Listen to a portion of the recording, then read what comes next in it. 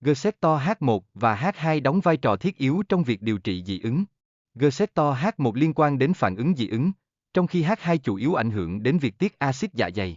Việc phân loại thuốc kháng histamine thành hai thế hệ là rất quan trọng. Thế hệ 1 thường gây tác dụng an thần, trong khi thế hệ 2 có ưu điểm không làm người dùng buồn ngủ. Sử dụng thuốc kháng histamine H1 có thể cải thiện đáng kể tình trạng dị ứng. Nó còn hỗ trợ trong việc giảm ho và nâng cao chất lượng giấc ngủ. Thụ thể là những ổ khóa đóng vai trò quan trọng cho hormone như testosterone và estrogen tác động lên các tế bào, từ đó thúc đẩy những thay đổi trong cơ thể, đặc biệt liên quan đến sự phát triển giới tính. Trong giai đoạn dậy thì, testosterone thúc đẩy sự tăng trưởng chiều cao và khối lượng cơ bắp ở nam, trong khi estrogen kích thích sự phát triển ngực và tích lũy mỡ ở nữ. Cả hai hormone này đều có ảnh hưởng rõ rệt. Estrogen có đặc tính kích thích tăng sinh, do đó phụ nữ mắc ung thư sinh dục thường cần dùng thuốc đối kháng nhằm giảm thiểu tác động của nó lên tế bào. Đây là khía cạnh quan trọng trong điều trị. Thời gian bán thải của thuốc có thể thay đổi, ảnh hưởng đến tốc độ thải trừ thuốc khỏi cơ thể. Chẳng hạn, thuốc có T1, 2 dài thường thải trừ chậm hơn. Sau mỗi khoảng thời gian T1, 2, nồng độ thuốc trong máu sẽ giảm đi một nửa. Điều này giúp nâng cao hiểu biết về hiệu quả và thời gian tác dụng của thuốc. Một số thuốc không ghi dược động học vì chúng tác dụng tại chỗ mà không hấp thu vào máu, như thuốc tẩy giun Abenron. Thể tích phân bố của thuốc cho thấy mức độ phân bổ của nó trong cơ thể, từ đó xác định cách thức thải trừ thuốc. Thông số này rất quan trọng trong việc điều trị. Thuốc có thể tích phân bố lớn thường có thời gian thải trừ chậm, điều này ảnh hưởng đến liều lượng và tần suất sử dụng, cần chú ý trong quá trình điều trị. Khi thuốc phân bố rộng rãi trong cơ thể, việc thu hồi để thải trừ sẽ trở nên phức tạp hơn, tương tự như tìm kiếm một người trong đám đông. Hen phế quản là tình trạng viêm mãn tính đường hô hấp, dẫn đến co thắt cơ trơn và tăng tiết dịch trong phế quản, gây khó khăn cho bệnh nhân trong việc thở và dẫn đến nhiều triệu chứng khác nhau. Thuốc giãn phế quản có tác dụng mở rộng đường dẫn khí, giúp bệnh nhân thở dễ hơn. Tuy nhiên, nếu không kết hợp với thuốc chống viêm, vấn đề hen sẽ không được giải quyết triệt để.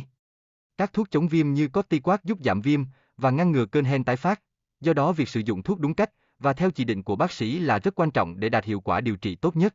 Phân loại thuốc điều trị hen thành hai nhóm mang lại nhiều lợi ích trong thực tiễn, một nhóm dùng để cắt cơn hen, nhóm còn lại nhằm chống viêm hiệu quả hơn. Để tăng cường tính tuân thủ điều trị, chế độ dùng thuốc cần được đơn giản hóa, giúp bệnh nhân dễ dàng thực hiện và duy trì thói quen sử dụng thuốc.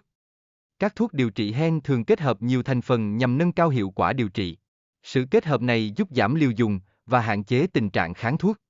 Phân loại kháng sinh chủ yếu dựa vào cấu trúc hóa học và cơ chế tác dụng, với các nhóm như penicillin, cefalopin và macrolide được nhấn mạnh.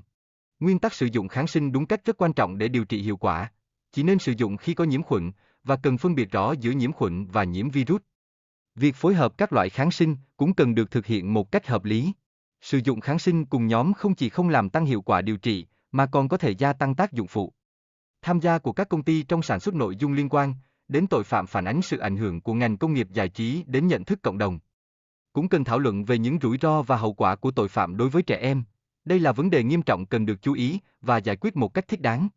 Nhấn mạnh vai trò của tín hiệu trong việc truyền tải thông điệp, tín hiệu này có thể nâng cao nhận thức về các vấn đề xã hội.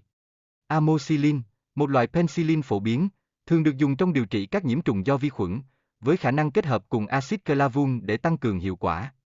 Kháng sinh cefalothin thuộc thế hệ thứ nhất, chủ yếu tác động vào vi khuẩn Gram dương. Cefalothin là một trong những loại thuốc được sử dụng phổ biến trong điều trị. Cefalopin thế hệ thứ hai mở rộng phổ tác dụng ra cả vi khuẩn Gram âm, với đại diện nổi bật là cefalexin, giúp điều trị hiệu quả hơn cho nhiều loại nhiễm trùng.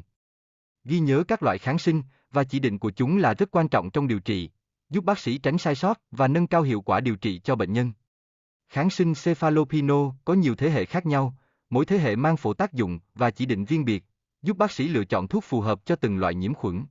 Nhóm kháng sinh macrolide được sử dụng rộng rãi và an toàn, thường được chỉ định cho trẻ em, cho thấy tính hiệu quả và an toàn của nhóm thuốc này trong điều trị nhiễm khuẩn.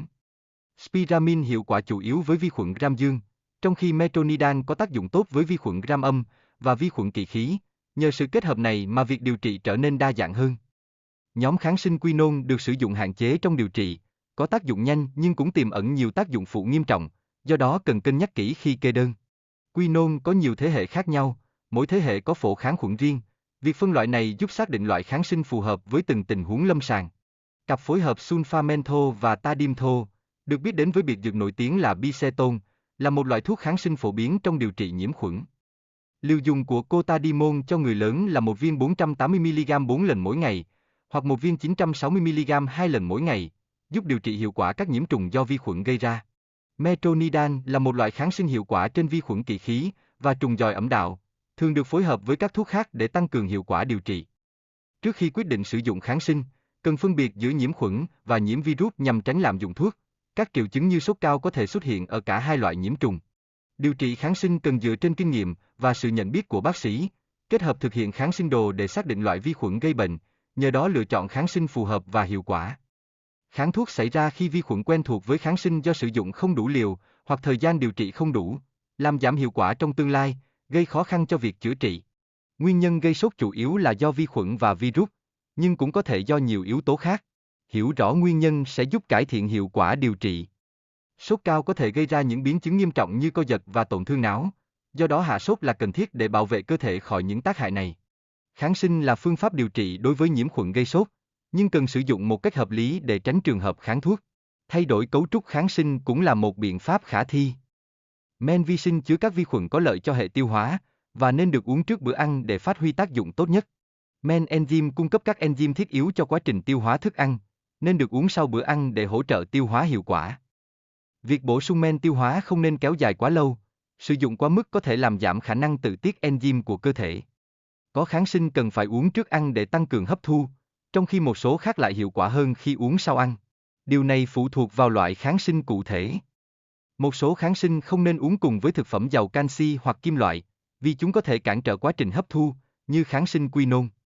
Khi sử dụng kháng sinh, cần chú ý đến việc test dị ứng trước khi tiêm, nhằm giảm thiểu nguy cơ phản ứng phụ, một bước quan trọng trong quá trình điều trị. Men tiêu hóa cần được uống sau khi ăn để nâng cao hiệu quả tiêu hóa. Điều này giúp men phát huy tác dụng tốt hơn với thức ăn đã tiêu thụ. Men vi sinh chứa vi khuẩn có lợi cho ruột, cần được uống trước bữa ăn để giúp vi khuẩn sống sót và phát triển hiệu quả trong đường tiêu hóa. Thầy đã thông báo về các tài liệu học tập sẽ được gửi qua giáo viên chủ nhiệm. Điều này giúp học sinh dễ dàng tiếp cận thông tin và chuẩn bị cho các kỳ thi.